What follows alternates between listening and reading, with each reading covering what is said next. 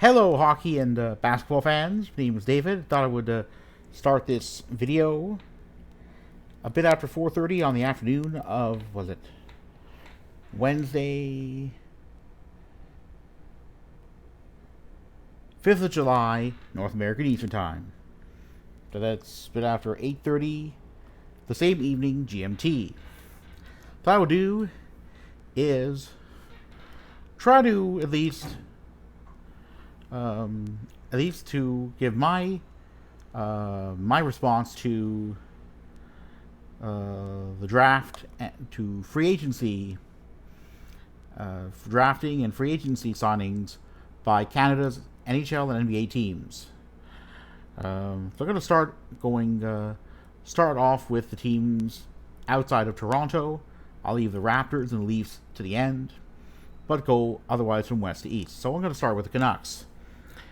Additions of Ian Cole and Carson Soucy, respectively, from the Bolts and Kraken, are very surprising. One would have thought that neither would have wanted to play for the Canucks whatsoever. Well, I guess maybe it's because, well, one, I mean, Cole's perhaps won one or two Stanley Cups already, and in the case of Soucy, maybe the Kraken didn't want him anymore. I don't know. Very interesting. Also interesting, well, Ethan Bear, unrestricted free agent. Well, maybe not much of a surprise that he didn't get a qualifying offer, but shoulder injury during the IHF Adult Men's World Championship, playing for Canada. Did his qualifying offer in, qualifying offer no. So we'll have to see what happens with him. But I wish him well in his recovery. Hockey is definitely a risky sport to play, and and hopefully he will recover relatively soon. Hard to know though. Tom Villander, first round pick for the Canucks. I would say it's still too early to tell if he's going to work out, but defenseman, absolutely. I mean, the Canucks, at least Alvin had the kind of right idea of drafting Villander. Because Reinbacher, who was drafted by the Habs at number 5, was no longer available. I mean, because the Canucks last season struggled mightily to keep the puck out of their own net. Had one of the highest goals against per game during the regular season of any of the NHL's 32 teams, and I believe the second highest behind only the Habs. So it was very clear Canucks didn't have so much trouble scoring. I believe they were third among Canadian teams and 13th overall goals in favor, goals scored per game during the regular season. Pretty good. But again, so we'll have to see what happens, because rosters that look good on paper, so all we have to do is find out what rosters that look good on paper aren't guaranteed necessarily to play well. All we have to do is look at last season's Calgary Flames, the next team I'm going to get to. Well, I have to wonder where Craig Conroy, the new GM, was. And I'm not alone. We have an episode of Locked On Flames podcast, and with Jess Belmosto, the main host of that podcast, having claimed to have wanted to know where Conroy had been during free agency. It's a mystery because, well, Conroy was nowhere to be found during the free agency, the first 3 days Eastern Time of free agent frenzy. Nowhere. And this team has fallen apart. I mean, isn't the offseason a perfect time to shake things up? I'm not sure what on earth Conroy was thinking, because the remaining Canadian NBA and NHL teams were active. I believe more active than the Flames were during the 9 days Eastern Time ended Tuesday. So it's going to be interesting, to say the least, what happens. But I don't like the Flames' odds of seeing playoff action in 2024. There's too much. There's just too much going on, and, well, No surprise there. I mean, I just don't understand how things get that bad. I don't know. Just, I mean, is it, I mean, you could say, oh, Calgary's a cold city. Well, aren't there a whole bunch of others? I mean, yeah, I can count, the remaining 6 Canadian cities that have, there are these metro areas that have cold winters for at least a few weeks a year. I mean, yes, Vancouver may be mild, by Canadian standards among NHL markets, but doesn't doesn't the New York City metro area get cold winters? I mean, what about what about Boston? It gets snow, does it not? Detroit gets snow. Chicago gets snow. There was even a I'm just gonna see here. Forget here. This video by English-born Noel Phillips, now a resident of Texas, who claimed that in a bus journey he had taken across the contiguous U.S. that he had not been able to do after a major snowstorm was to drop into Texas, that he'd had to try to navigate around a snowstorm that was going to hit Dallas quite hard. So, yeah, it's a very interesting video. I plan to post a link as soon as possible on YouTube. Like, Dallas gets cold, and yet the Stars got to a conference final. Didn't do very well in it, but when you have this many teams left after 2 playoff series, it's remarkable. Yes, I mean, Dallas Stars ended up losing their conference final in 6 games, but they didn't go down with it. Well, they certainly had a rather successful season. Stanley Cup, not yet, but who knows? I say the Stars are very well placed to at least to make it to a cup final. One of the candidates I have for next season, strong candidate to do that. Unlike the Leafs, team that I typically cheer for. I'll get to the Leafs later on, but hey. So I don't know. So now I'm going to go to the Oilers, a team that I predict will see playoff action in 2024. How far the Oilers get, I don't know. I mean, last season the Oilers fought with the Kings for second and ended up winning that fight. But we ended up not going to a conference final. The Golden Knights were just too good. And, lack of secondary scoring hurt the Oilers so much. Kyle Yamamoto scored only 1 goal throughout the 2023 Stanley Cup playoffs, and that was in the Kings series. Yeah. Yamo, it's no surprise that Ken Holland, the GM of the Oilers, decided that Yamo had needed to be gone. And, well, Klim Kostin was moved out as well, but Yamamoto was, moved out and bought out by the Wings. Yeah. Very interesting indeed. But again, it's about trying to make the Oilers a better team, a harder team to play against, other than just in the first round. Well, anyway. So yeah, the Oilers, are going to probably run back much of the same roster, but they're going to have to make the changes. I mean, David and Draisaitl can't do all the scoring. Yes, they need to do a lot of heavy lifting, but they can't do it all. So now I'm going to move on to the Winnipeg Jets. Very interesting ad in Colin Delia. Although whether he gets to play any games at the NHL level, we'll see. Last season with the Canucks, Delia didn't do too well. Was often a sieve when having backed up when Demko had been injured. And yes, it'll be a key for Demko to remain healthy and for enough other things to go right for the Canucks for them to see playoff action. I'm not saying that the Canucks are going to necessarily get in, but again, I think that Dahlia's a very interesting ad. Dave Riddick ended up moving from the Jets to the Kings. Another interesting ad. Eunice Corpusalo, who was with the Kings, signed with the Senators. I'll get more on this on the Corpy signing a little bit later. And yes, but Lauren Brossois was also was by contrast a very good signing. Delia, who knows? Delia may very well get play with the Manitoba Moose of the American Hockey League and not see a game, not see any action at the NHL level.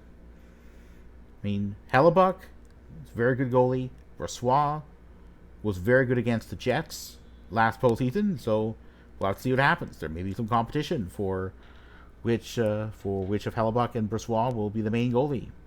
Who knows? Well, Brossois is a backup, but Brossois, but again, who knows what's going to happen? Brossois is after all only signed for this season, and if the Jets don't do well enough, if the Jets don't win at least one playoff series, it may very well be that Brossois says goodbye and tries his luck in free agency. And that could be a problem for the Jets because Hellebuck is on a contract that expires at the end of this season as well. And there's no telling, last month Hellebuck claimed that he wasn't going to sign a new contract with the Jets. That means the Jets may very well trade Hellebuck by the 2024 trade deadline. Oh boy, things are not looking good. So now I'm going to go to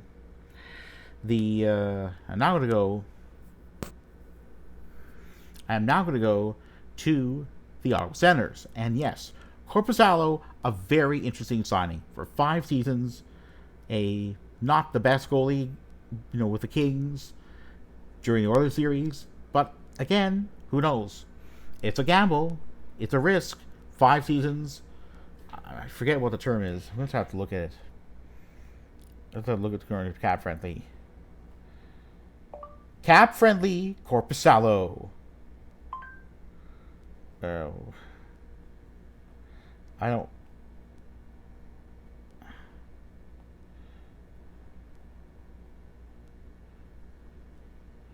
Alright, Korpisalo. I'm just going to get that here. How much Corpy's cap hit is? $4 million. $4 million US per season. Drafted in the 3rd round by the Blue Jackets in 2012. It was 62nd overall. So an early 3rd rounder. Has a modified no trade clause. Yeah. But that's a lot of money. Although maybe this is the payday. After having received a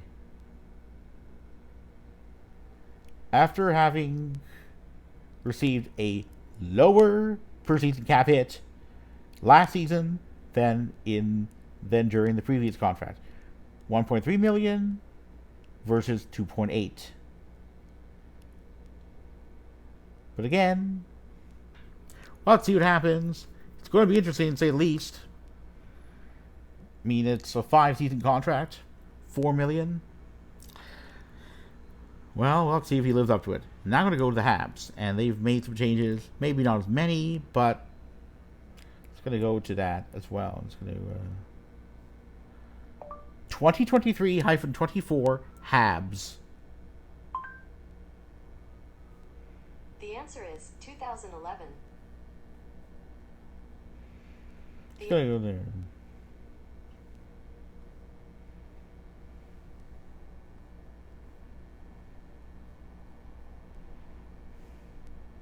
So that's going to go to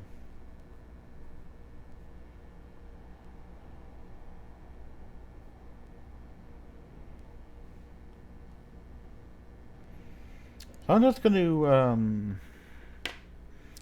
go to this here. So look to cap friendly, and that's Korpisalo. And now I'm going to go with the Habs. Let's see. there are been so there's this to couple of picks, Joel Edmondson, and that can only be good for the Habs if those picks turn out to be well.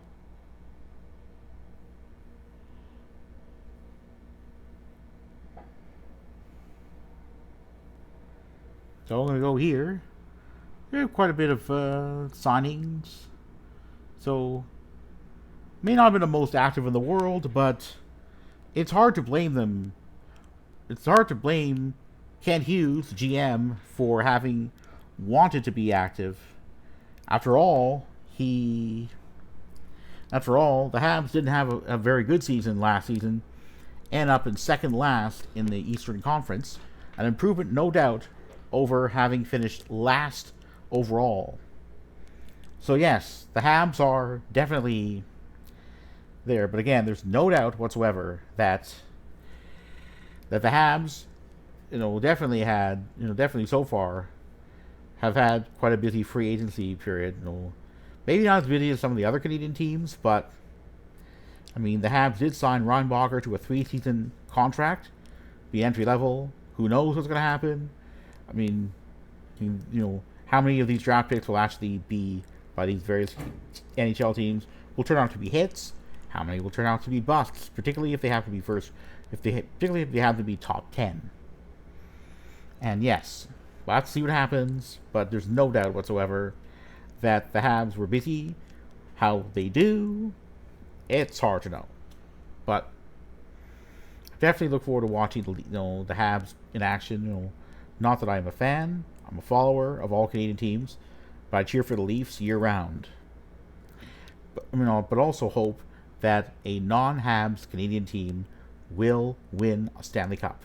The Habs have won a whole bunch of Stanley Cups, and whilst I commend the success of the Habs after 1967 in particular, I believe the time has come for a non-Habs Canadian team to win a Stanley Cup. Will that happen during the 2023-24 season? We shall see. Now I'm going to go to the Leafs, and yes, the Leafs were definitely busy after the departures of Ryan O'Reilly, Noel Acciari, and Luke Schenn, the last one a D-man, in free agency. There's no doubt that Brad Treliving hired, I believe, just last month, had a lot of work to do to try to rebuild a Leafs roster that had those 3 departures.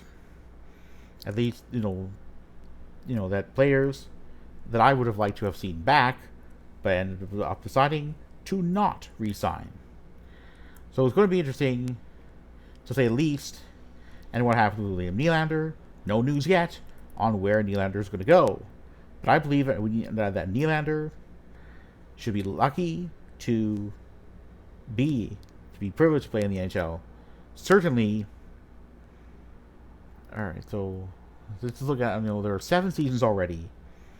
During 7 straight seasons, the Leafs have seen playoff action, and they've only won 1 playoff series. That was last April against the Bolts.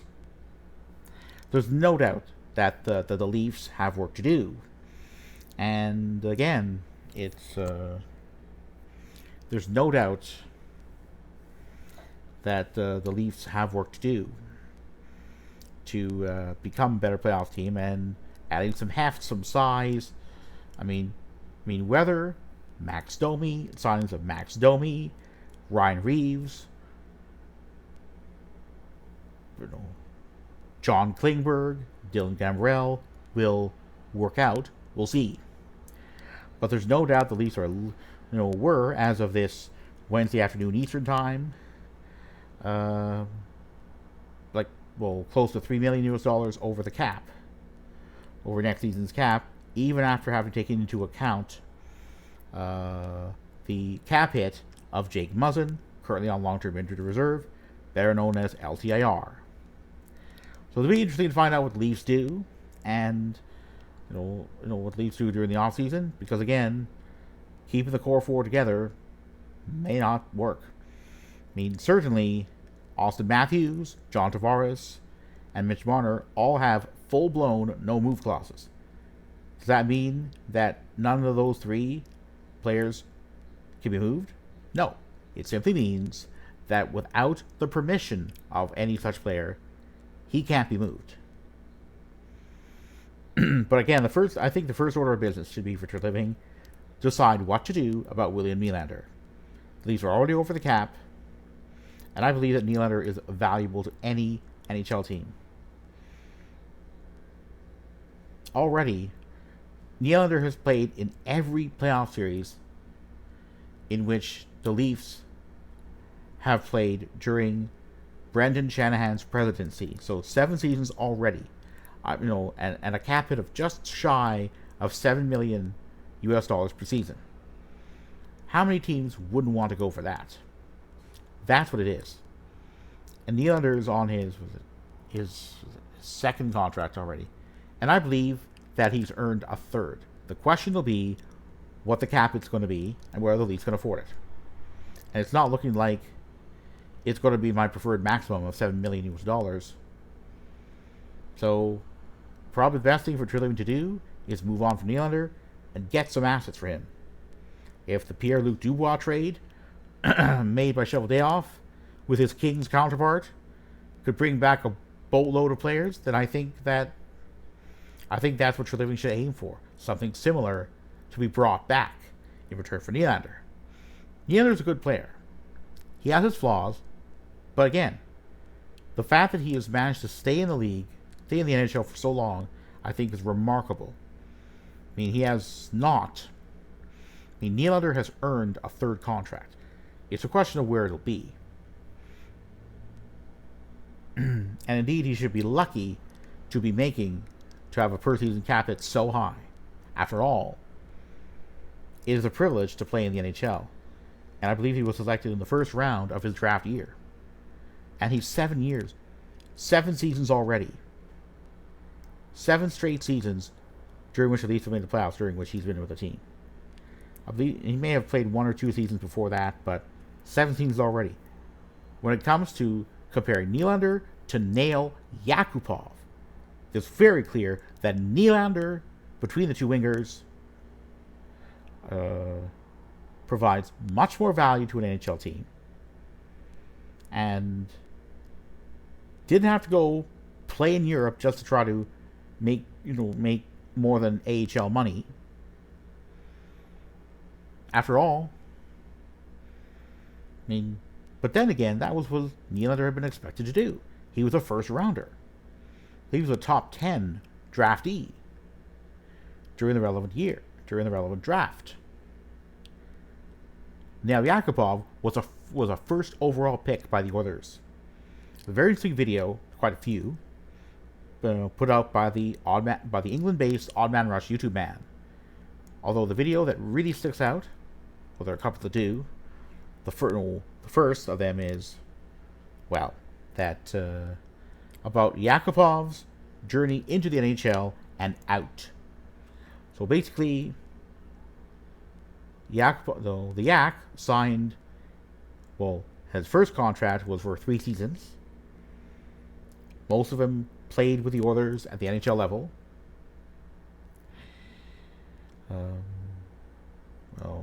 The 4th season, there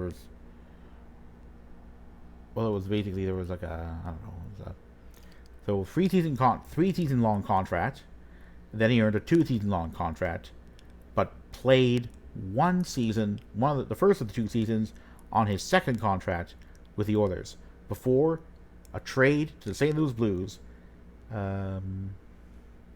for Zach Pachiro and a conditional 3rd round pick. The final season, Yakupov was only able to find 1 team willing to take a chance on him, and that was the Colorado Avalanche. Signed for near what had then been near NHL minimum, and that was it. There's no doubt whatsoever that Yakupov was a bust, and he is not likely to ever come back to the NHL. Another video by the Odd Man Rush YouTube man about the journey in the KHL on the back of the Continental Hockey League. and how the transition back was rather rough in the beginning, bouncing around various teams, initially in European Russia, and then over in the Far East, Amur Khabarovsk, and then started to play, and then finally he ended up at Avangard Omsk, and that was after he had been,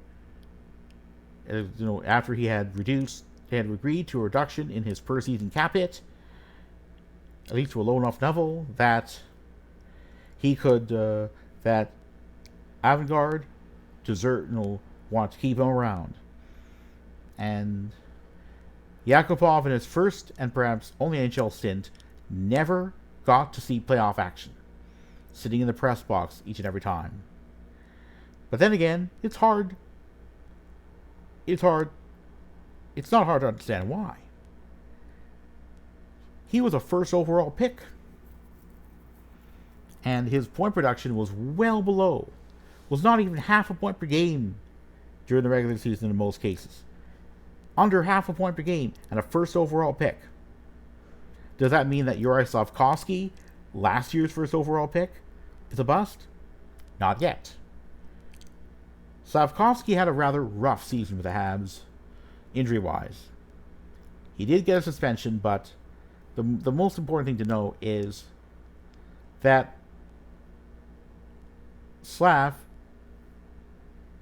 during the regular season, put up just an average of just over a quarter point per game. A quarter point! Does it take time for some draftees to develop? Yes. But he was a first overall pick. So, here's hoping, I'm sure the Habs are going to hope, that this guy is not a bust. He's going to have to substantially improve his game and try to stay healthy. Will that happen? We'll see. But this season is only his second, so we'll have to see what happens. Now I'm going to go to the Raptors. So I just started just a bit after the 27-minute, 10-second mark of the video. So, the Raptors definitely have had a rather busy offseason. Well, they've had a little choice. Point guard Fred VanVleet ended up walking away right into the lap of the Houston Rockets, signing a multi-season deal with the Coastal Texas team. Who knows what's going to happen, though? We'll have to see what happens. But in my view, it was a misread of the market by Masai Ujiri, president of the Raptors. Yes, I understand that Ujiri has a championship and effectively is an equivalent to an NHL GM in terms of trades and all that. The problem is that VanVleet is gone. Whatever replacements come in may not be enough to even see the Raptors qualify for a play-in spot. That means if the Raptors don't finish in the top 6, they finish in the top 10 on winning percentage in the Eastern Conference. If that's going to happen, we'll see. But there's no doubt it was an embarrassing season. A lack of cohesion. I'm going to go back to, just before I wrap things up here, a mid-April episode of City TV Toronto Morning Show Breakfast TV, and claims made by Sid Cicero, a co-host of that show, about the embarrassment of a season the Raps had had. So you think it's about 3 minutes mark, the 3 minute mark of the video, where it really talks about that claim that the Raps were going to make some moves, but ended up not doing any of them, and that instead they had added a center, Jakob Poeltl, who had the option to walk by the end of June. And indeed, with Cicero having predicted that Poeltl would walk. Although that didn't happen, it was a gamble that Ujiri took that thankfully worked out. The problem is, VanVleet left. Rather than Ujiri trying to get something good for the point guard, Could have gotten quite a massive haul at the trade deadline, but maybe the asking price was too much. And that's a problem. Ujiri should have been fired for what happened. But he's probably going to get to stay at least until the end of this coming season. Again, I mean, there were some claims by Cicero, among them, Gary Trent Jr. was going to leave. I'm not really sure, I wasn't sure it would pan out. Yes, Cicero turned out to be right that Nick Nurse would be fired, would be gone. Head coach, yeah, that was, there was no doubt. I mean, whatever I thought about Nurse, I was neutral, but there's no doubt loads of issues, and it may just be just as well that if the Raptors, with the hire of Darko Rajakovic, will end up playing better. Who knows, though? So yes, yeah. So, but again, there is no doubt. Got to conclude as well that the Raps claimed Cicero had quote no bench. That's on Masai and Bobby, unquote. Bobby is, Bob Webster, GM. But I hardly ever hear about Webster because Ujiri appears to be, the effective spokesperson for the Raptors. The effective equivalent to an NHL team GM. That's what it's about. It's not clear how these Raptors are going to do, but again, it's going to be interesting. But I'm going to wrap this up. It's now getting to a little bit past the 32-minute mark of the video, so I'm going to recap. That all Canadian NBA and NHL teams, bar the Flames, were active during the 9-day period Eastern Time. Ended Monday. Already. Or 9-day period ended Monday, Eastern Time. Yes. I'm going to say that the rosters will look good on paper. Who knows if they'll actually perform? Yes, Demko may give the Canucks a chance. Even the Sens, got a chance. They did play. They played surprisingly well. Sens played surprisingly well for a team that didn't see playoff action, and I didn't think would. 10 minutes, in November, the Sens looked like they were out of a playoff spot and probably weren't going to qualify. The Sens certainly didn't qualify, but they came closer than I thought they would. Kudos to them. It may be, though, that this season will be General Manager Pierre Dorion's last chance to prove that he can get the Sens back into postseason play. Who knows, though? It's going to be interesting to say the least. But again, in terms of Canadian teams, Canadian NBA and NHL teams, I know my prediction is the Oilers will see playoff action, but that at least two of the Canucks, Flames, Jets, Raps, Leafs, Sens, and Habs won't. There may be a second team from Canada that sees playoff action, but it's hard to know. And I'm going to conclude this by, if you like the video, make sure to click that like button. If you want to subscribe to my channel, you're welcome to do so. Please make sure. Never mind.